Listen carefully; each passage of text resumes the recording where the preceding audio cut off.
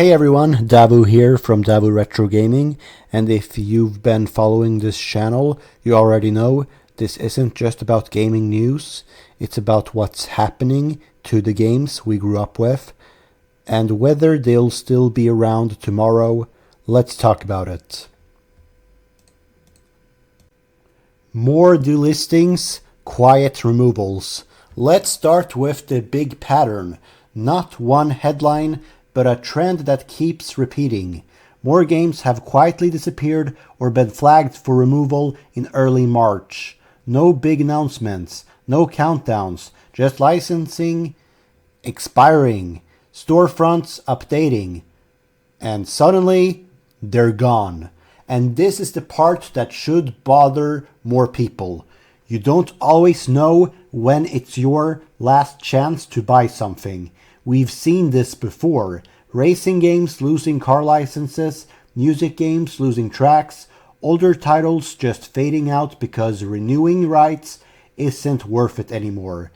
What this means: the digital era didn't solve preservation, it made it more fragile. Back in the day, if you had a disc, you were good. Now, access depends on contracts you never see. Subscription services keep shifting. Game Pass, PS Plus. Next, subscription services. Game Pass and PlayStation Plus continue rotating games in and out this month. New titles come in, which is great, but others quietly leave, and this creates a weird situation. You feel like you have access to a huge library, until one day the game you were playing is just gone. Here's the real issue. Subscriptions train us not to own games. For retro gamers, that's a problem, because once a game leaves a service and isn't sold anymore, where does it go? That long tail of gaming history, it starts to disappear. Remakes versus preservation. Now let's talk about something that always sparks debate.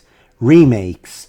We're still seeing a heavy focus on remaking already popular titles instead of persevering harder to access ones. And look, remakes aren't bad. Some are incredible. I think Sonic Heroes would deserve a remake, but here's the question. Why are we getting multiple versions of games that are already playable, while others are stuck on dead hardware? There are entire parts of gaming history, especially late PS1, PS2, early 360 era, that are just not easily accessible today. That's the gap, and right now the industry isn't really filling it. Platform updates, cloud gaming. On the tech side, platforms keep improving cloud gaming, streaming, and accessibility features. On paper, this sounds like a win. More ways to play games anywhere, anytime. But here's the catch.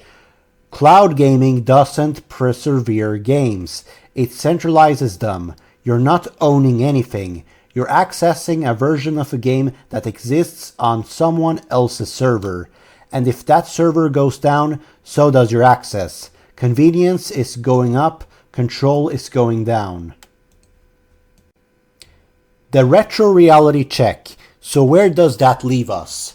While all this is happening, delistings, subscriptions, cloud reliance, something interesting is also happening. People are going back to older games, back to physical copies, back to emulation and preservation communities, not just for nostalgia, but for reliability.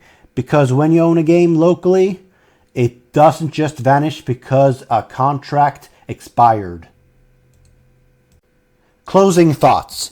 So here's the big picture from March so far. Games are still disappearing quietly.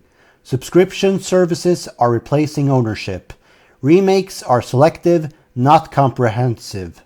Cloud gaming is growing, but not persevering. And retro gaming It's becoming more relevant, not less. This isn't just about the past. It's about the future of access. Question for you. Have you ever missed out on a game or DLC because it got delisted? Or are you starting to go back and collect games just so you don't lose access? Let me know in the comments. I read all of them. If you enjoyed this, hit like, subscribe if you're new, and stick around for more real talk on gaming, retro and modern. I'm Davu, and I'll catch you next time. Game on.